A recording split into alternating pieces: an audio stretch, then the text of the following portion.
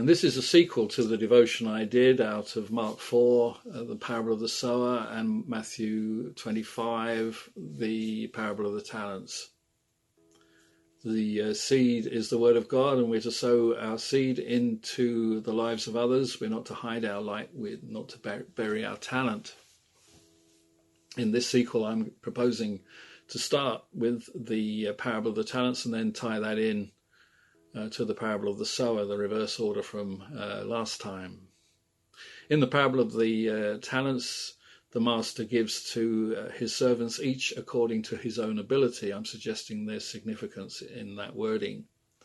To the one servant he gives 5 talents, who doubles his 5 to 10, to another 2, who doubles his 2 to 4, and to the wicked and lazy servant he just does nothing with it.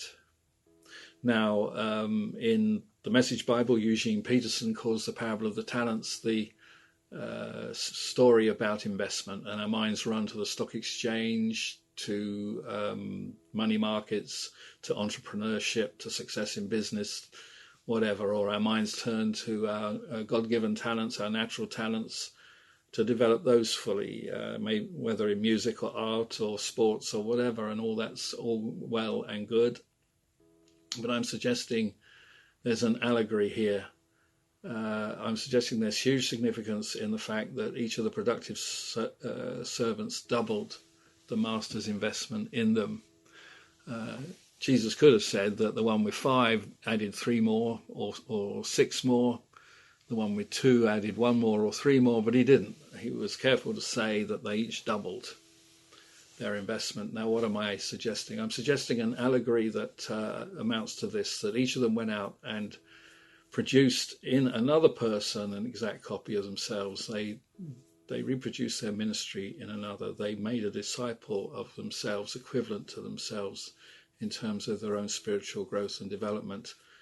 No one can take a disciple further than they themselves have gone.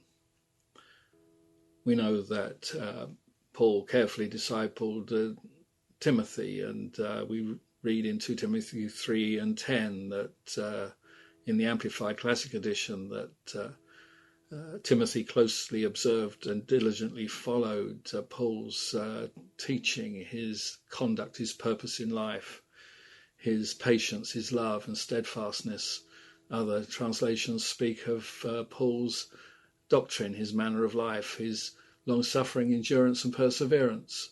That's a mighty investment and a commitment, both on Paul's part and Timothy's part. In Luke 14, we read that to be a disciple of Jesus Christ, you must love him more than anyone else. You must forsake all that you have.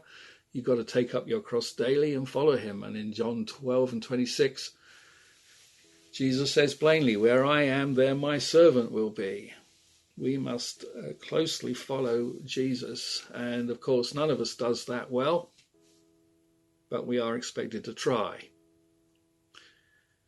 Sadly, in my own experience, I find that some of my seed in trying to disciple another person, some seed falls on stony ground. They very quickly stop coming. There's no root. Other times the seed falls into thorns. They come for a while, but gradually they stop coming, and finally they come less and less frequently and stop coming altogether because they find other things to do in life. Or the cares and concerns of this world, the deceitfulness of riches choke them. But if you can get one person to stay the course, just one person in whom you can fully invest yourself and fully disciple that person, man, that is worth it all. So, go out and sow. Happy sowing.